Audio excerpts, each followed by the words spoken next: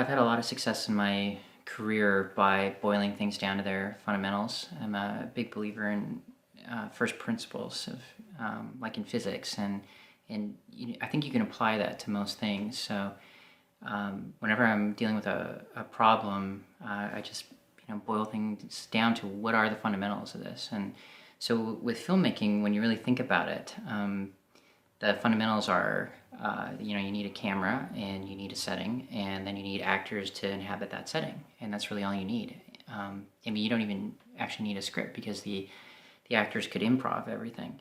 I recommend a script, but technically you don't need it. You just need to deal with those other foundations. And then anything else that you bring is something that you bring that's tailor-made for your individual project. And so when you start to think about it that way, it seems a lot less daunting.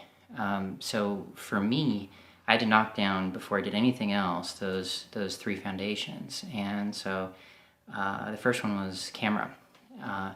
So I'm a technology person, obviously, writing science fiction, and I'm a big believer in Moore's Law for sure. I mean, you don't believe in Moore's Law, it's just a fact that information technology is doubling in price performance every 12 to 18 months. So that's pretty exciting, especially in this new era of digital filmmaking.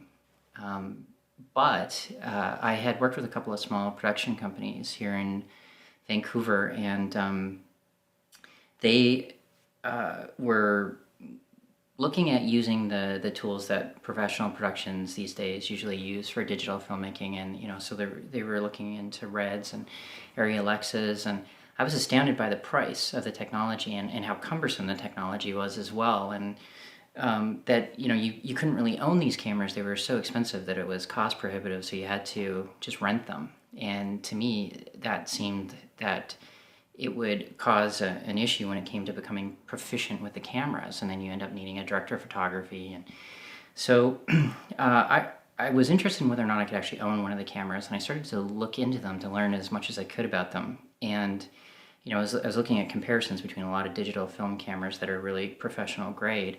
And what I kept seeing in the comment sections of these reviews and comparisons was a lot of people talking about this Blackmagic camera, which I'd never heard of before.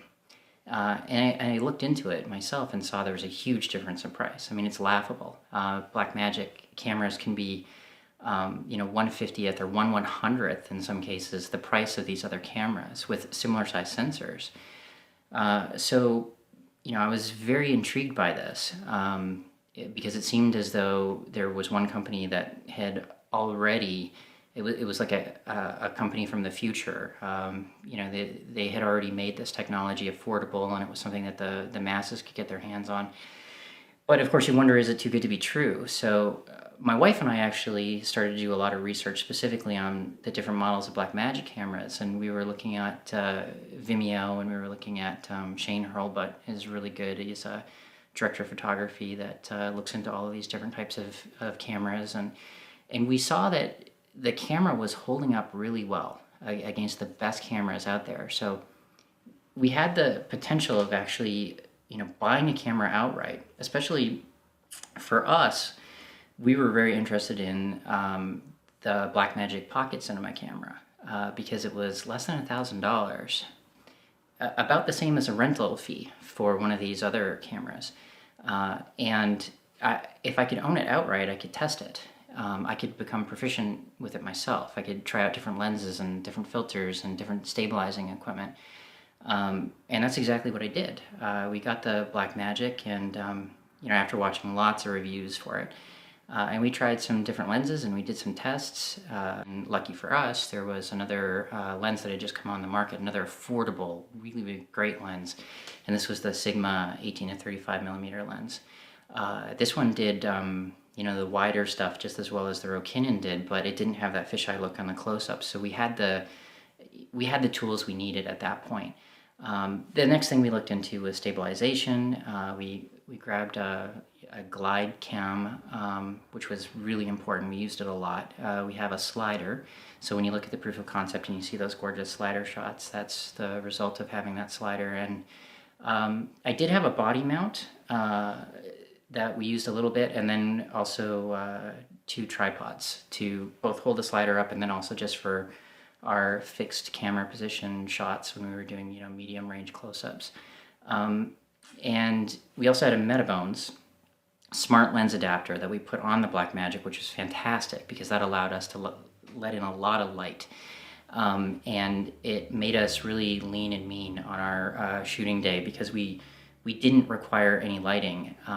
Everything was lit by these gorgeous floor-to-ceiling windows. The setting was just an incredible setting. I liked it more than anything I've ever done because it was such a small group of people, but all of us were so passionate about it. And we kind of set out to do the impossible to film the short film in 3 hours. And we were all excited. Some of us hadn't gotten any sleep, and we got there and we just made something incredible anyway, even though it seemed to be against all odds. When I first heard David's concept of his way of filmmaking, I wouldn't say it was impossible. I would put it as a different approach. It was really new. It was so simple. It was get a film idea, get equipment, get location, shoot, and post production. That was it. But that was so easy, right? Just saying it, that's so easy. I didn't know it was gonna. As I said, I wouldn't say impossible. It was just different. It was a new, unique approach to filmmaking. And if I think about future filmmaking, I think this is the best approach for new or independent or young filmmakers who wouldn't have the same budget